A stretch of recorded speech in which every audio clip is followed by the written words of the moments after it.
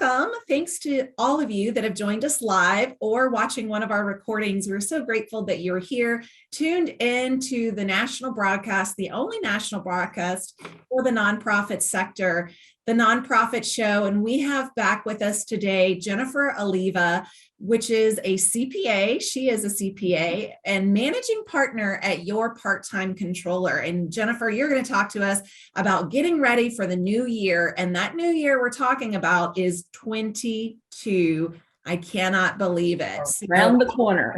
It is around the corner.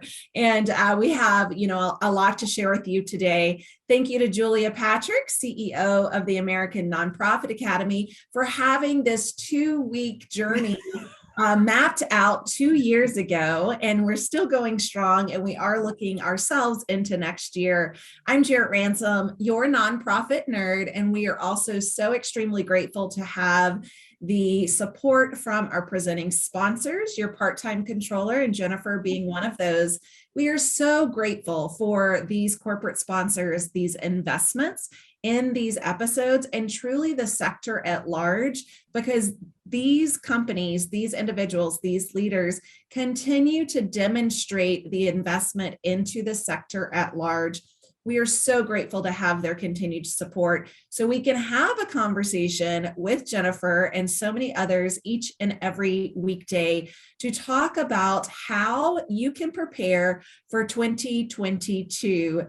Jennifer, welcome back, and thank you for saying yes. Thank you guys for having me again. It's such a pleasure to be on the Nonprofit Show as well as be a sponsor.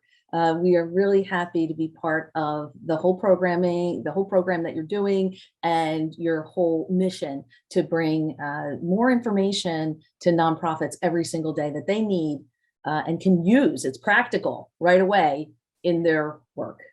Thank you. That is what you just said is exactly what Jarrett and I really formulated this 2 years ago. I mean, we really said this is what we want to be doing. And it's really exciting that you have shared that vision with us and are part, such a big part. And I have to give a shout out to your team because, you get to come on and look great and be smart and fun, but you have a great team behind you that does a lot of work to get this all ready.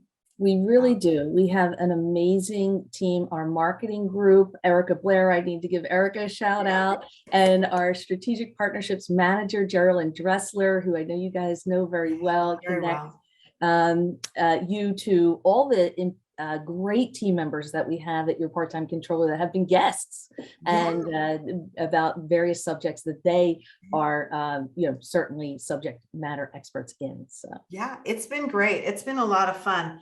But the truth of it is that we are at the cusp of a new year, and it's been a hell of a year. We thought that it would be a lot easier maybe than it was, but we are moving into 2022. If you joined us for the Chitty Chat, we were talking briefly about that.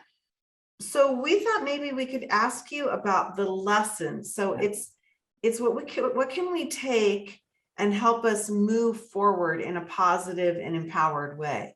That's a heavy lift. That's a question for the ages. But we did think, coming out of 2020 with the dawn of the vaccines, we were going to be like, oh, 2021 is going to be the year. Everything's going to be so much better than the terrible 2020 year that we had. But we still had a lot of challenges in 2021. We had the Delta variant come and hit us right after all the vaccinations came out and people started to get vaccinated and things started to go back to normal. Then we had Delta. And then we had to realign our strategies and our plans at that time. So flexibility, resiliency, all of those words that we were using in 2020 were still a thing for 2021 and will continue to be for sure. And when I think about that and think about flexibility, what, from an accounting standpoint, from a finance standpoint, from even just general planning standpoint from an organization, I think of scenario planning. The flexibility that you need, you're going to have to put down on paper and say, what happens if we have more funding? What happens if we have less funding? What if we have to dip into our reserves? We have to have that in a written plan with different scenarios and different, both from a long-term outlook, maybe a year, 2 years out, and even a short-term outlook, looking at like this particular month.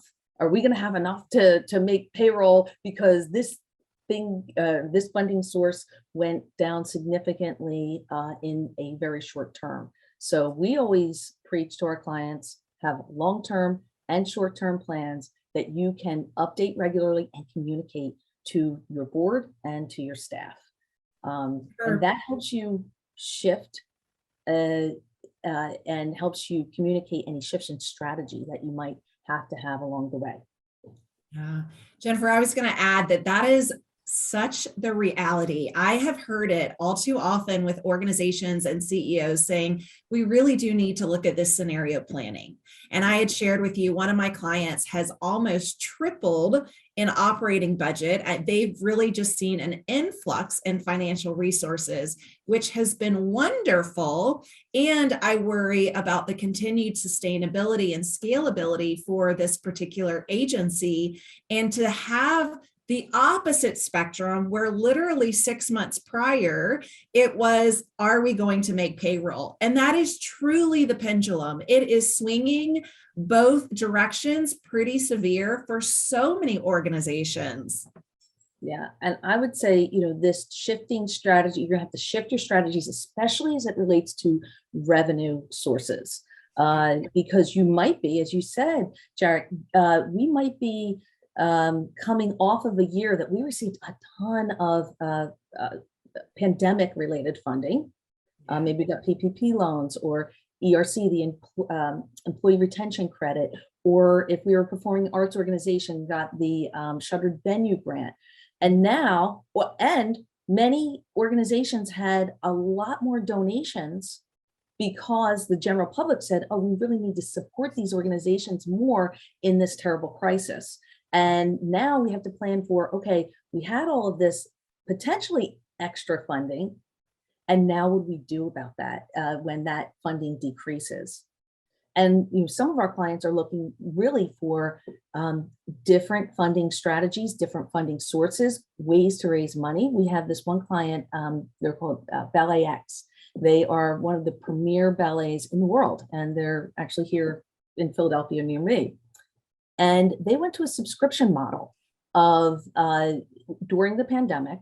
They couldn't perform and have their incoming performance revenue. So they they started taping all of their shows in outdoor locations and then have subscribers pay to view their material and their performances. So I think that is one example of an excellent change and shift that many organizations made throughout the pandemic.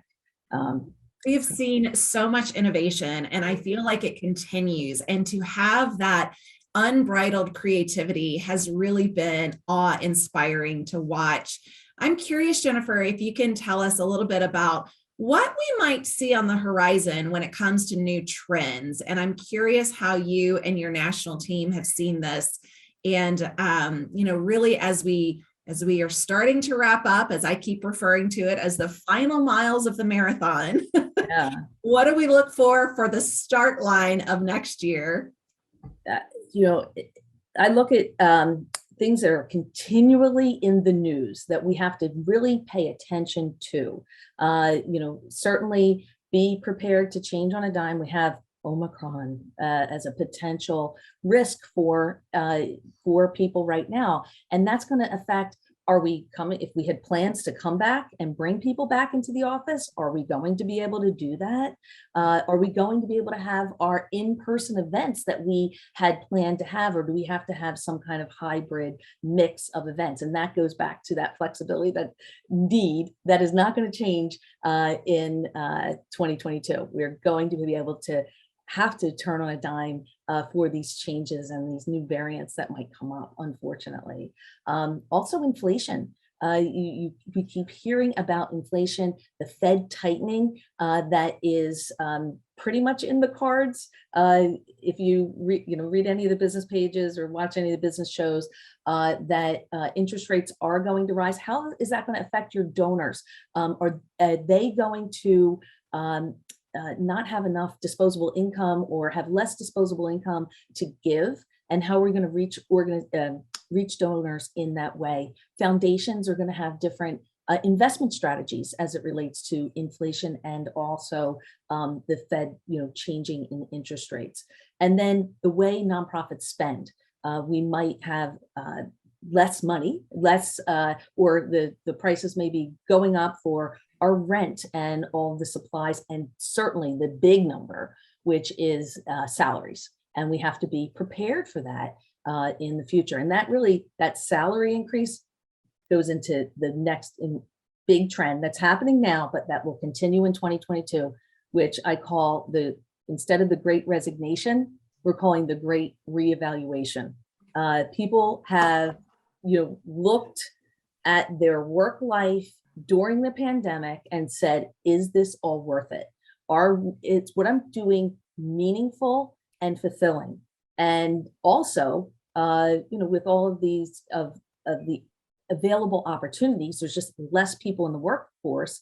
Am I going to get paid more, have a better experience somewhere else? So the important thing, and I think it's a really big opportunity for nonprofits, if people are reevaluating their values and what they want to do with their work hours, nonprofits have a great opportunity to connect people that really want to work in a mission-based organization and for what their mission is, try to find those people that are interested in their mission to work for them.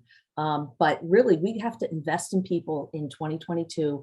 We have to really make our places a best place to work. We have to continue to build our culture, be a place where people want to be, provide leadership opportunities for our staff, and really, really focus on retention of our teams. I agree with you. And I just read an article in the Wall Street Journal, probably within the last 3 days, and it was about the great resignation, but I love the great reevaluation. And it said, if you think it's bad now, wait until about January 15th, because a lot of people want to end the year so they get their bonuses. And then when they're redoing their personal goals and everything, a lot of times a job change factors into that. And so then the push is, okay, now I'm going to start working on this in January. So we think it's tough now, but there could be this another wave of, to your point, Jennifer, people that are like, is this all there is in my life? I need to connect with something that's more meaningful. Well, I know, for us at your part-time controller, we're always looking for ways to make work-life balance better, but also ways to connect with our staff, because we are a mission-based organization. I mean, we are a for-profit company. We do accounting for nonprofits, but because we have that connection to nonprofits, we are able to draw accountants that really want to have meaning and value in the work that they do every day as accountants. And we love accounting too. Don't get me wrong. We love to do the numbers, but having that meaning and supporting missions is super important. But I also think relationship building is key. And I think something we're also focusing on, building relationships and maintaining those strong relationships with staff is going to be really, really important. Having those stay interviews, having social gatherings, being transparent about what's happening in the organization, communicating, just making staff feel valued overall is going to be important. Yeah. Listening to you talk about this, and maybe other viewers, their brains are thinking, this sounds more like HR. What does this have to do with our finances, right? And it's really so intertwined as to retaining, as I like to call, our rock star talent, and how that affects our bottom line, how it affects our mission, how it affects the impact that we're able to achieve, throughout our communities. And I love, Jennifer, that you said those stay interviews, because we've heard that before. Yeah. It's not that exit interview. It's really Yeah. talking to your rockstar staff and having a stay interview to really acquire from them, what is it that you love with your job? How can we, make your job environment, systems, processes a little bit more efficient to help you achieve your goals here, within the role of the organization. So I love hearing that your part-time controller is doing that. Yeah. And employee surveys, so important. And then acting on them. So, if I can, let people know what we're doing as a firm, and that we feel is successful, and share that information, that's part of our mission of what we do at your part-time controller. So good. Yeah, so good. What about, you mentioned COVID strategies. We mentioned, also navigating through Delta variant and now the Omicron variant.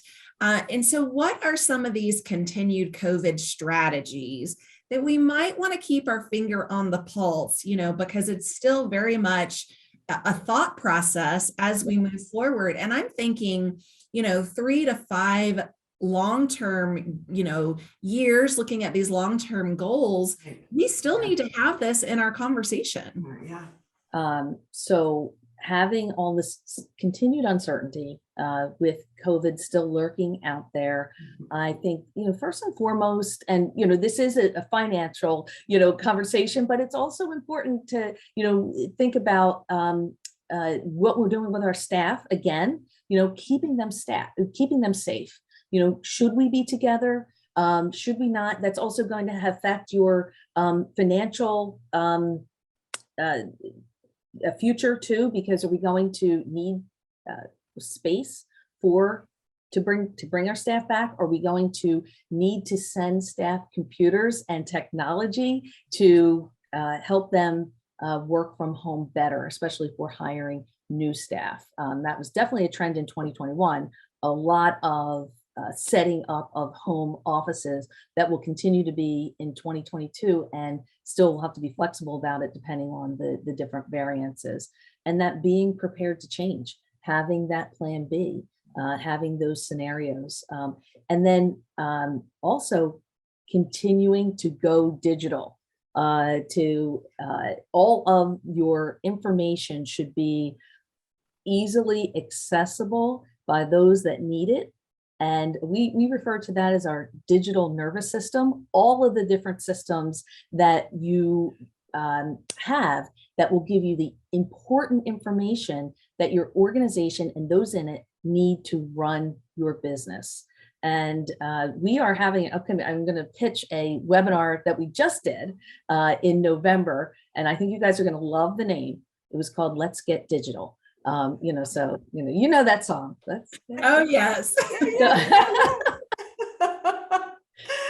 So in that webinar, and you can see it, you can get it on our website.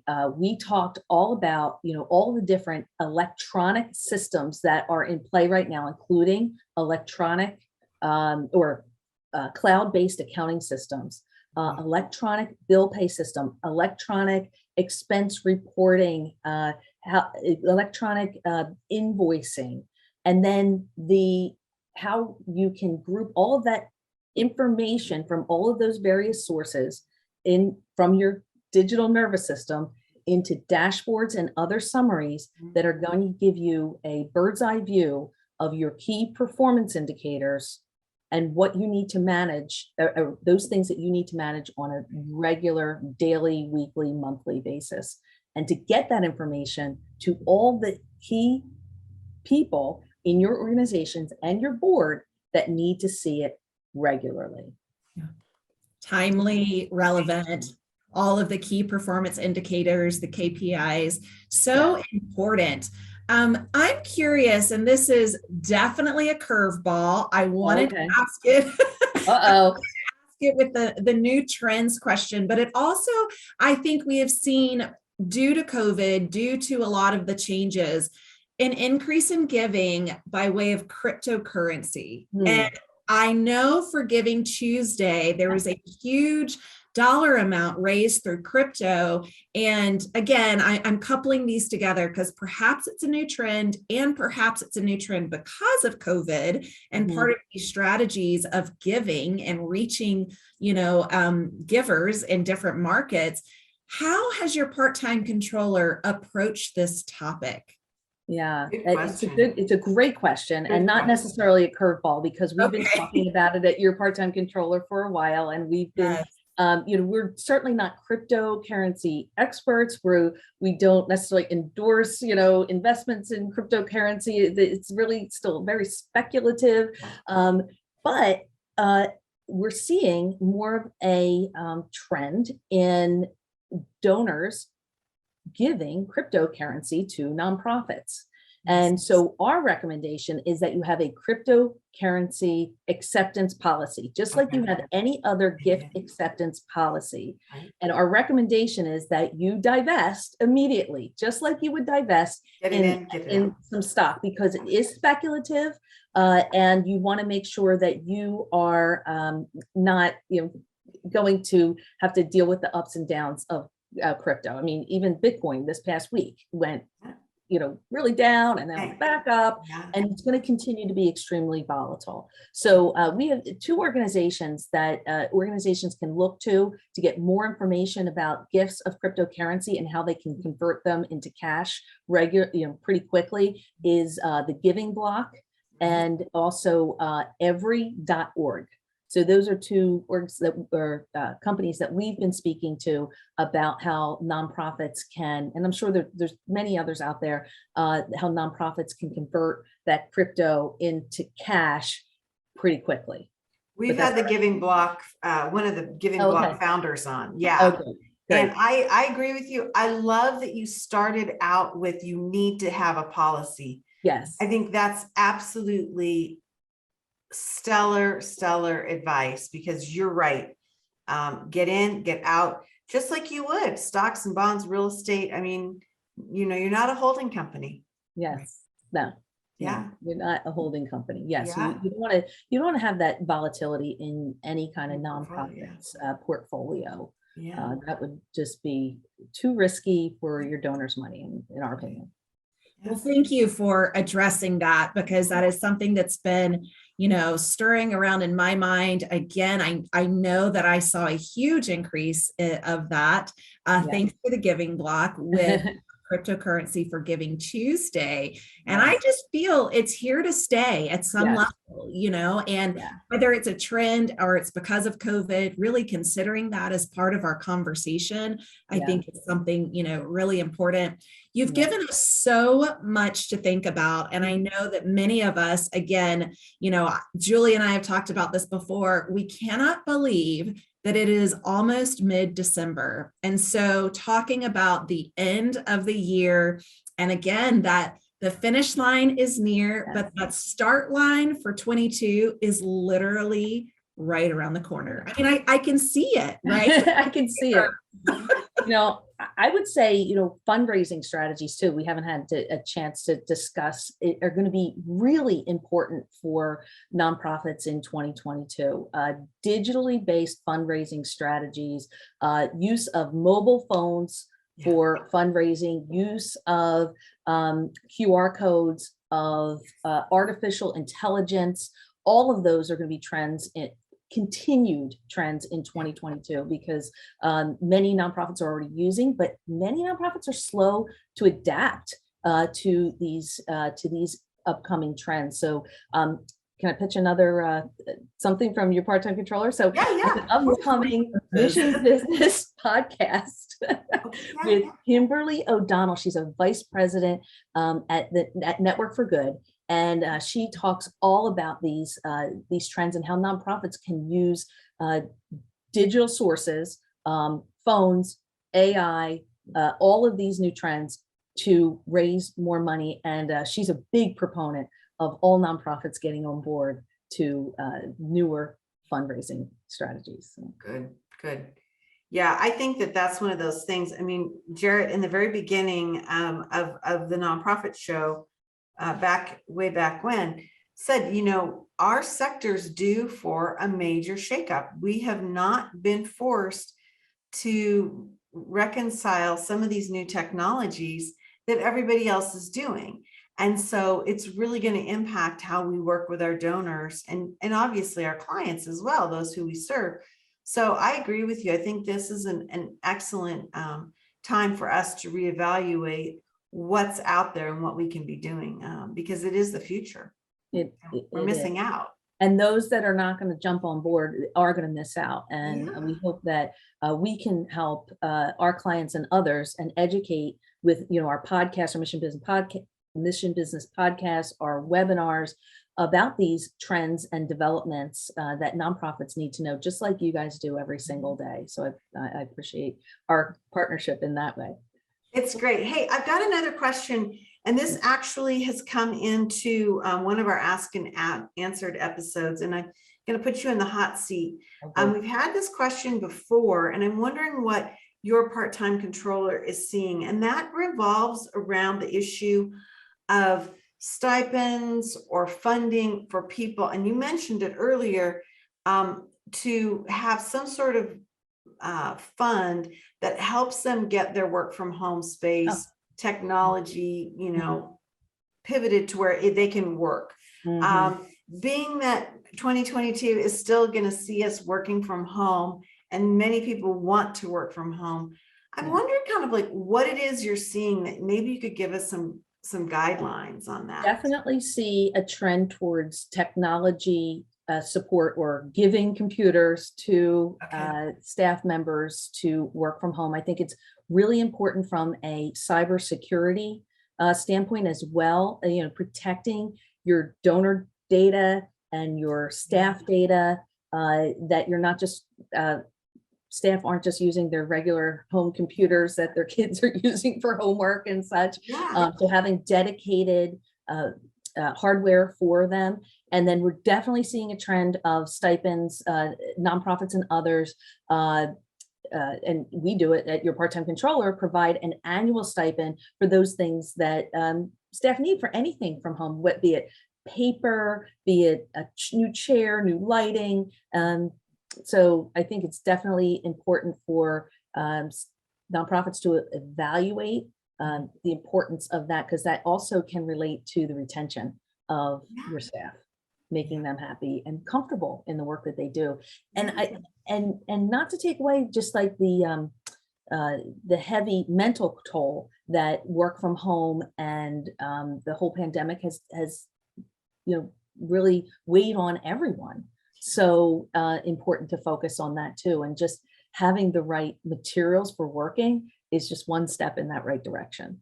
Right. Great insight. Thank you so much, Jennifer. Again, you have been along with Julie and I on this journey for the last 2 weeks, 2 years, really. And it's just been such a joy to have you and your team at Your Part-Time Controller be a part of this. I have been privileged to see some of your professionals at work in the community doing the great work of Your Part-Time Controller. And I'm so grateful to know that these experts exist and they're right here, in my community, and they're across the nation. So make sure you do reach out to Jennifer if you're interested. Jennifer serves as the managing partner for Your Part-Time Controller and phenomenal to work with. So thank you again for sharing your valuable time and expertise with us today.